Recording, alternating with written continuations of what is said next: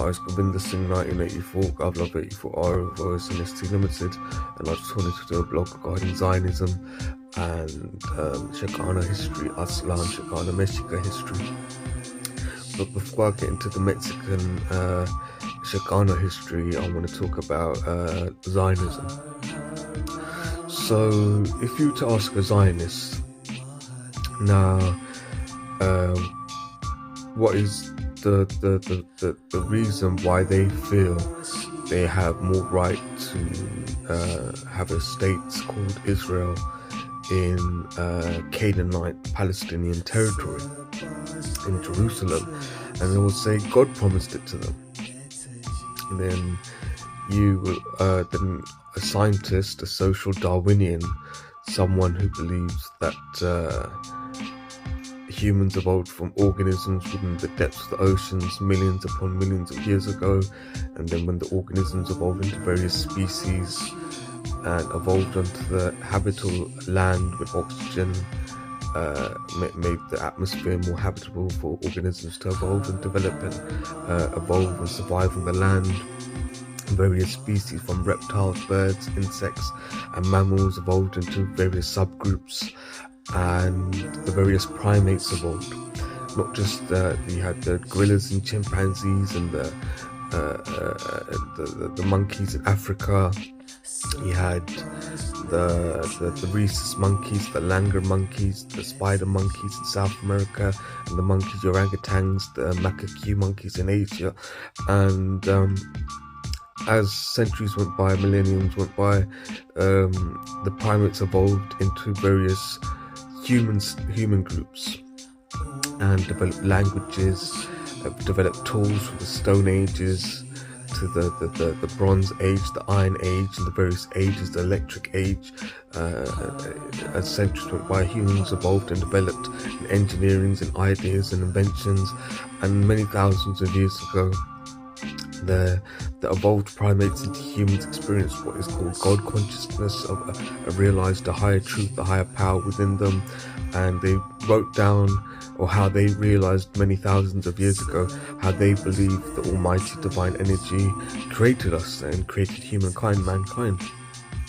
And they wrote down fictitious parables, fictitious stories of how they believe humankind was created by what is an idea, a concept, a theory called God. And many scriptures, whether it's the Indian scriptures, Vedic scriptures in Asia, the Taoist scriptures, or what is known in the West, well before the West, we had paganism, old religions of Europe, pagan religions of Africa and indigenous America. But what is more commonly known, because of conquest many centuries ago, more humans in the Western world, and not just the Western world, the world in general, know of the Genesis theory, where they believe God created a man called Adam, and then from Adam created the first woman, Eve, and then they believe all humans evolved from the Adam and Eve theory. So if you were to ask a Zionist, why do you feel you have more claim to the Canaanite-Palestinian land, they say God promised it to them, and they say God promised it to Abraham, and God promised it to Moses, the promised land, and they have more right to be there than the indigenous Jebusites, the Canaanites. And you'll look at the scripture where they claim Abraham, God promised Abraham Hebron, or I think it was Hebron, somewhere in the West Bank, or somewhere in the Levant, in Jerusalem, I think, and where they say Moses was promised the promised land by God. And you'd be like, well, they wrote that themselves. You know, they wrote down themselves, their scribes wrote down many thousands of years ago and said, God promised me that, and wrote down and said, put the word God and wrote promised, and then they associated it with their patriarch Abraham. So that's their argument. So that's why they feel they have more claim to Jerusalem than the Palestinians. So then you would ask them, as a Vedic social Darwinian, so what are you prepared to do to anyone who opposes this, who says, no, you can't do that? Well, you look at the thousands of Palestinian children who've been murdered, thousands of orphans who parents have been ripped away from them because they've objected and spoke out against Zionism or disagree with the occupation by the Israel apartheid state. So they're prepared to kill. And not just, they're prepared to kill to silence those who have a problem with them occupying Canaanite-Palestinian land. That's their argument. They feel they're more than within their rights to kill those who have a problem with them having claim to what they believe was promised to them by God. And they base it on a scripture that they clearly wrote down themselves. So now I want to talk about Chicano, the Mexicans, and Aztlan. Now, California, Texas, Arizona is the ancestral home of the Mexica, the Chicanos, and they inhabited Aztlan, which is like a province, a state within the whole continent, and the ancient indigenous name for the continent, what was renamed America, is what was it? It was Tawantinsuyu. It was for South Central America, indigenous South America. Anahuac, Semanahuac is the Nahuatl, the Aztec Mexican language to refer to the continent, and Nicantalaca is the phrase, the title that the people who are indigenous to the continent have for their claim to the continent. Nicantalaca, the La Raza, the brown people, the indigenous Nicantalaca of the continent. So they were there before anyone.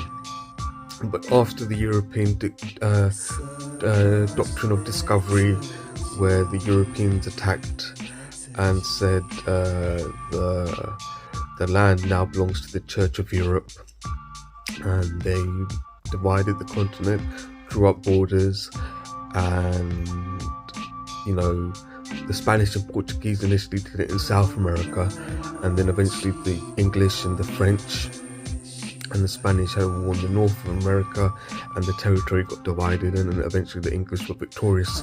And so the time comes where Texas, an American army, wages war against the Spanish Latin occupiers of Mexico, and they annex Texas. And this is when Arizona and California was all established, and they feel that that's how the borders were drawn up, and Aztlan was divided.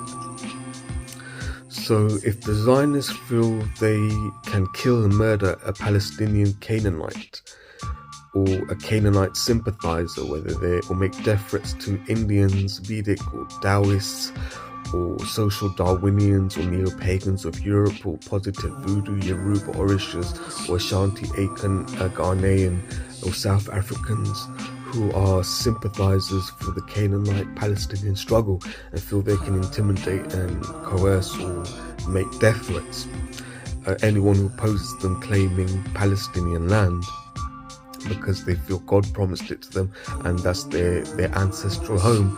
Well, California, Texas and Arizona is the ancestral home of the Chicanos, the Mexica.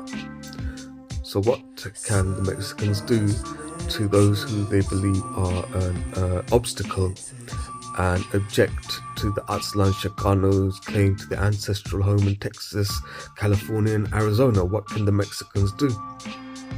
Can they take up arms and rip away young Jewish children from their parents?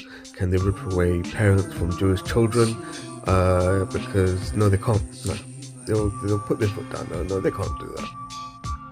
So what are the Zionist Europeans basically saying? One rule for them and another for spics, niggers, packies, darkies.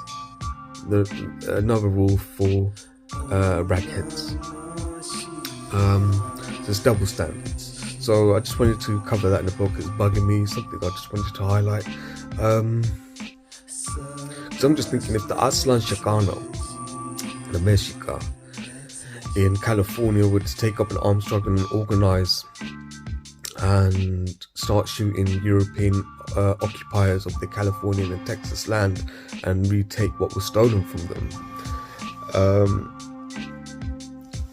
based on the Zionist argument that they can do that to Palestinians because they say God promised to them, and they say Jerusalem is the ancestral home for the Jewish people.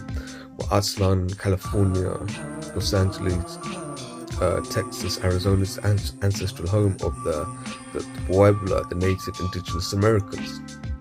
So if Native American Mexican-Chicano Pueblo was to take a gun, walk up to a Zionist, a European who calls himself Americans, trespassing on their land, and shoots them, runs them over, imprisons them, administrative detention, would there be an outcry? Would people say no, they can't do that? Well, why can't a Chicano do that, but a Zionist-Israeli apartheid state can? So that's just the point I wanted to make. It's open for debate and discussion, and so that's all I wanted to say. But one thing I want to just quickly get into this blog is, in 1947, the Zionist British Raj left India. It's been 19 years since independence of India, but you've got capitalist Indians who do business with colonialists of other Laraza, Nikan, Talaka, brown people's land, whether in Africa, Aboriginal Australia, First Nations Canada, or Aztlan Chicano, Mexica, Turtle Island, Native America. Because they're asuras, they're demons, all they care about is how much rupees, currency, they get for $1. So all they put first is money. Then you have like those who are inspired by Indian revolutionaries, Sri Subhash Chandra Bose Netaji, Shri Jai Prakash Narayan, Raj Narayan, Chaudhary Charan Singh, Mahatma Gandhi, Shahid Mahatma Gandhi, who are champions of opposing colonialism. And the fight against colonialism is not over.